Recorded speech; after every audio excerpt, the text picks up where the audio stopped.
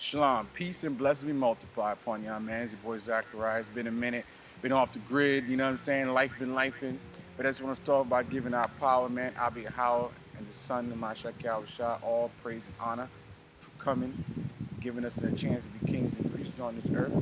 To the Akim Akwas out here learning, slowly coming in, understanding heritage and culture, keeping laws, statutes, commandments as written. To the elders out here, having the flock, teaching the flock, grooming the flock, making the flock go out there in houses and byways, teaching laws, statutes, commandments, to bring in the flock for the Mashiach Shah's return, who's going to translate that kingdom to the Most High after a certain period of time. All praise and honor to you, brothers. All right, so boy Zacharias coming at you a little quick one, just going into salvation. A little movie commentary, right? Because basically a lot going on. Asteroids supposed to be hitting Earth. This movie's going to tie it in. The series came out in 2015 to 2017.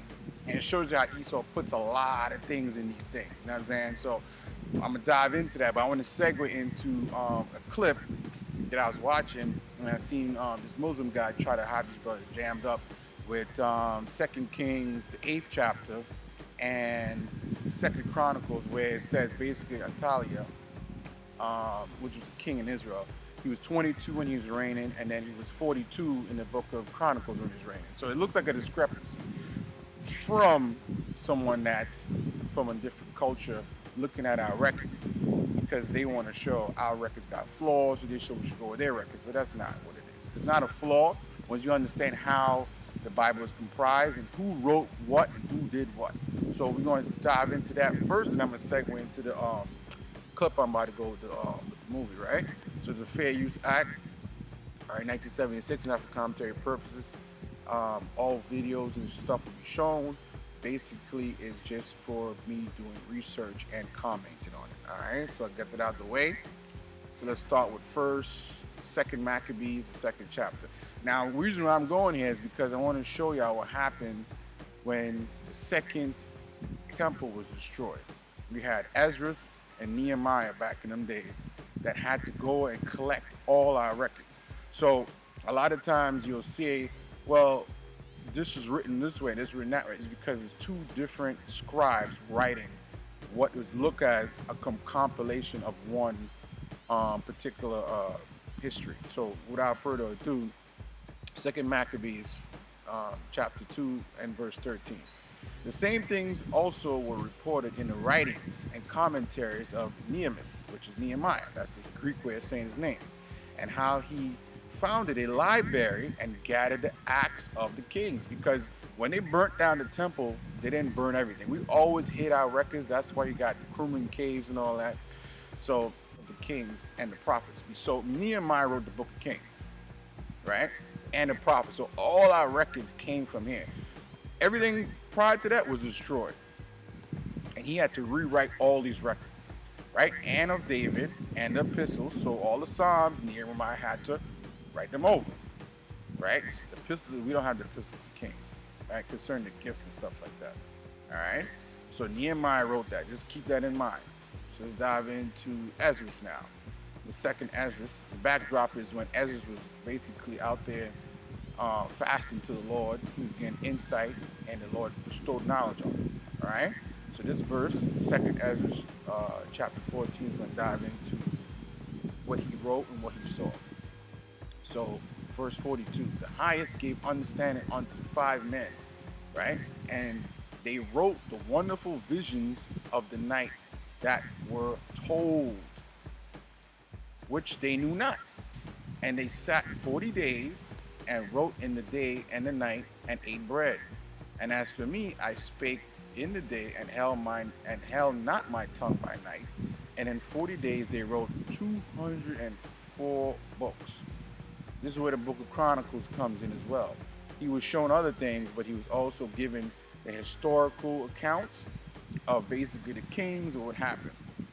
So now, we got Nehemiah, book of Kings, Ezra, the book of Chronicles. So we're going to dip dive in and see what's going on. Well, understanding that everything based off the Torah. Everything is based on the Torah. And I'm going to show you what I mean by that. When you go down in Ezra right here, as you keep reading, right, And it came to pass when 40 days were filled, or 40 days, Christ was in the wilderness 40 days, the highest spake, saying, the first that thou hast written, publish openly, that the worthy and the unworthy may read it. So basically, this is the same thing what King James did as well. A lot of times, and I'm gonna dive into the history of records quick fast. King James basically saw that the church was wanted to destroy the records. So the Bible is very written in an esoteric, which means a hidden format. So everybody can't learn it. You have to be taught by somebody that the Lord put the Spirit on. But he said, listen, I'm gonna give it to the worthy and unworthy. Because if he kept it the way it is, the Catholic Church would have destroyed the record. That's in the prefix of the Bible. This is why he even wrote it, right? 1604, commissioned it, and it took him 7 years to compile everything. 1611, and he authorized it. He legacied his name. So understand the contents of this is very important. I'm gonna dive into that. But let's dive into why it has a discrepancy. All right, take a listen. All right, brothers, so we at Book of Kings right here. All right, so Kings, Second Kings, and we're gonna dive into it. So this is where it starts, right? Basically, I'm gonna start at verse 17. 32 years old was he when he began to reign, and he reigned 8 years in Jerusalem. He's talking about Jeroboam, right? And we're gonna skim down, right? And the rest of the acts of Jeroboam, are they not written in the book of Chronicles of the Kings? Now this is important because right here is where you pause and go into there. Because if you look at how the people wrote the Bible, the scholars, I should say, Westminster, Cambridge, and all that, what they did was they wrote something called a pilcrow, right? A pilcrow, a little windy here, are these little things. And it's the beginning of each paragraph when they are trying to basically set what they're trying to say about a particular topic they're talking about. So I'm gonna dive in here. In the 12th year, Jeroboam, the son of Ahab, king of Israel, did Ahaziah, the son of Jeroboam, king of Judah, began to reign. Right? So now this is very important because right here it says he reigned for 8 years, but over here he's in his 12th year, and he's the son of Ahab. Now this is talking about the king of Judah. 22 years did Ahaziah when he began to reign, and he reigned 1 year in Jerusalem, and his mother's name was Athaliah, the daughter of Omri. This is very important. Why they put Omri here, right? Because you're going to tie it all in. Remember, he's 22 here. Now, this is a very easy way to do it, right? Because if you take the 12th year, right, the 12th year and the 8th, you're going to get 12 and 8. You do it right in front of y'all. 12 and 8, that's 20, right? You put the 20 with the 22, you get 42. Shalaki, handwriting, a little scrippy scrap. You get 42. Now, when you go to the Book of Kings, Shalaki, when you go to the Book of Chronicles right here, you're going to see, and the inhabitants of Jerusalem made Ahaziah, his youngest son, king instead for the band of men, and he came with the Arabians to the camp and slain the oldest. So Ahaziah, Ahaziah, the son of Jeroboam, king of Judah, reigned. 40 and 2 years old was Ahaziah when he began to reign. See, this is where the discrepancy kicks in. And he reigned 1 year in Jerusalem, and his mother's name was also Athaliah, and the daughter of Omri, right? He also walked in the ways of the house of Ahab. His mother was his counselor to do wickedly. Now, why are they showing us Omri, Ahab, Jeroboam, and Ahaziah? Now, this is another way you could break this down, right? Because it's very easy. Remember, who wrote this? This was written by Ezra, and the other one was written by Nehemiah. So Omri, he reigned 6 years, right? I'm just doing this is a lesson, but I'm just doing a rough draft for y'all. Right? Ahab, 22 years. Right? Jerome, 12th year. Even though he reigned for 8, they put him down for this 12th year. He was in ruler under Ahab, right? And then we have this brother here. What's his name? Yeah, Ahaziah. He reigned for 2. 6 and 2, basically that's 28. Then you add the 12 and the 2, you're gonna get 42. Right? So you're gonna get 42 here. And if you do it the other way, you're gonna get 42 as well. You're gonna do it 42 as well. So from Omri down to Ahaziah, you're gonna get 42. The 12th year and the 8 years that this brother reigned, you add the 20, you're gonna get 42. So it's not an error.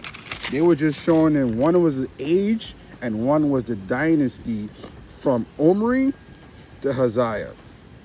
And here's why. One is 22, is actual age, because here's the thing. His father is 32 here, and he reigned for 8 years. So his father is 40 years old. So if his father only lived for 40 years old, because his father died after he reigned. His father died, right? His father tells you right here in the book of Chronicles, when you read it, right? His father died, what was it at? His father died, and Job had a younger son, and after this, the Lord smoked his bowels. So he had like what we know today as colon cancer.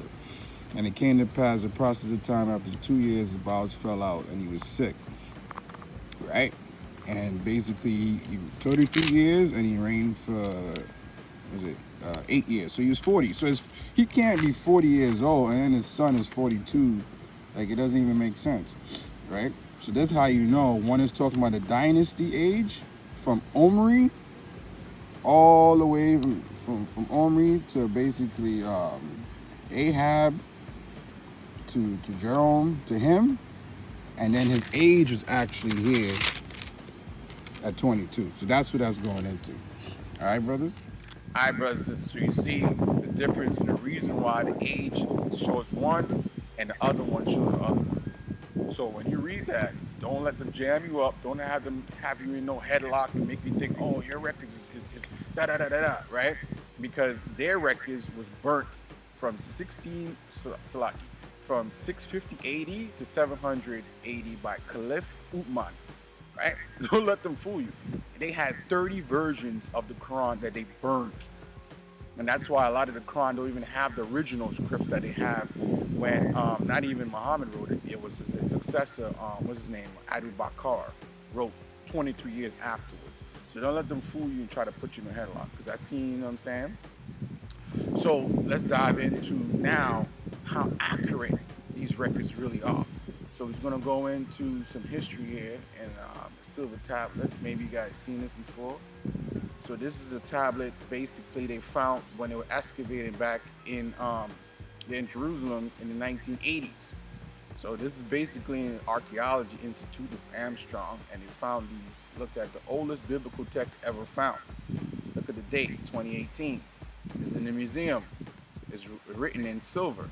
Our people did that because they didn't want the records altered, and they were smart because we read back in Maccabees where they try to rewrite our records. So our people made sure they stamped and inscribed our stuff in silver and copper. So you can't alter that. You have to melt it.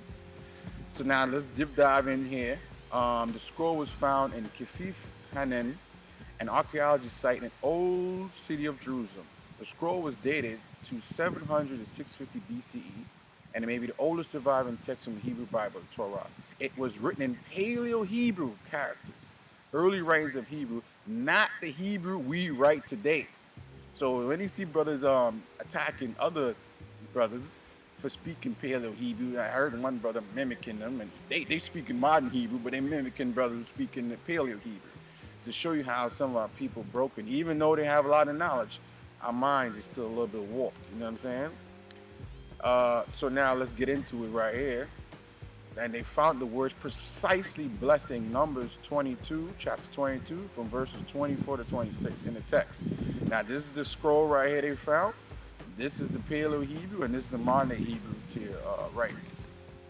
Right? So now let's read that and see how accurate that is. Right? Let's just deep dive into that. So Numbers, the 22nd chapter. But the angel of the Lord stood in the path of the vineyards, a wall being on the side and a wall being on that side.